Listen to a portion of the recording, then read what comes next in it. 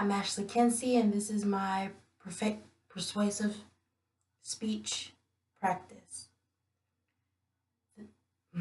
Being pro-choice doesn't mean that you'd have an abortion. It just means that you think the choice is yours and not the government's. By Isabella Rodriguez. I am going to discuss the importance of abortions and how the decision affects women. In 2015, 638,169 legal abortions were reported by the CDC. It's shown that 91.9% of the abortions were in fact during early gestation or during the early part of the pregnancy, like first trimester. Even though abortions are increasing, less than 1.3% were performed at 21 weeks. Most abortions happen before the fetus even develops, so most women that get abortions have restrictions on when they are allowed to have an abortion in the term of their pregnancy. Being a young woman at the age of 20, I have had friends in college who have been raped and left with many of the consequences of that rape. Personally, being a woman, I know how much the body can change during a pregnancy, and it should be our choice. I have friends that have had babies at young ages, and a child completely changes their life. Luckily, they've had great support systems such as family, friends, and parents that have helped them along the way. But some young women do not have that choice.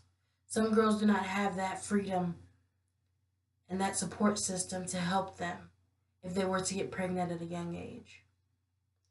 They would probably get kicked out of their house, have nowhere to live, and not even that, have nowhere to live as well as not have the man around, so nowhere to live on the street pregnant with a baby and trying to find a way to eat.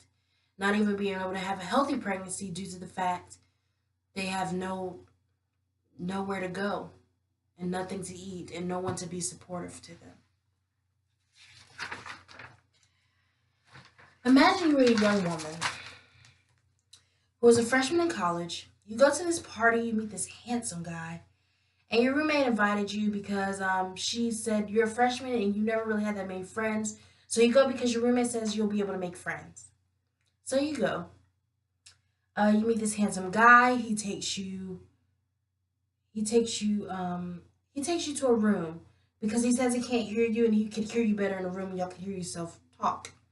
You agree. As soon as you get to the room, which is in the back of the house, he and closes the door. He decides to rape you. Now, 2 weeks later, you go to the doctor because you want to get tested for STDs and you find out that you are pregnant. This was the reality for Sophie Reardon, who wrote the book Victims and Victors, where she recorded the experience of over 200 women that have experienced a pregnancy from sexual assault. I will discuss women's reasons for abortions, how the choice affects the women's rights, and how personally a solution keeping abortions legal but maintaining restrictions while having them. Most women have legitimate reasons for wanting an abortion. In 2017, sexual assaults and rapes increased from 19.7% to 20.6%. It is becoming more common to happen on college campuses, with alcohol or drugs may be involved or more likely to be involved. In college, myself at UNCG, I had a class on drug use, what it can lead to rape and sexual assault very often. Um, when women get raped or sexually assaulted at an early age, it can end up in pregnancy. And they could not only not want to go through it because of the mental trauma, but as well as they lose their education or livelihood. Many women will not be able to continue their college or high school education, as well as, again, they might get kicked out of their home and have nowhere to go.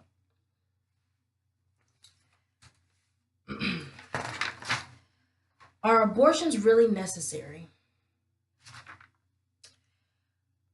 Um, Women's rights are a part of abortions. It takes away our choice to choose what's best for our bodies.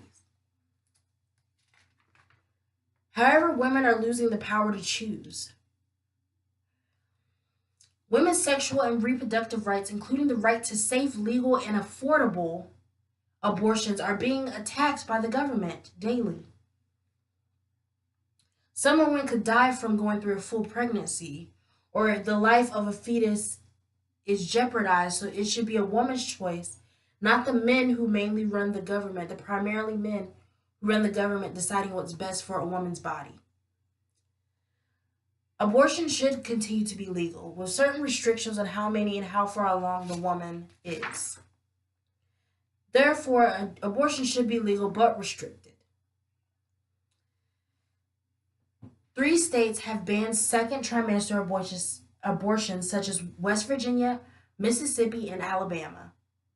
It has become harder to get an abortion, with over 30 laws in 14 states in America having restrictions on when abortions can be performed.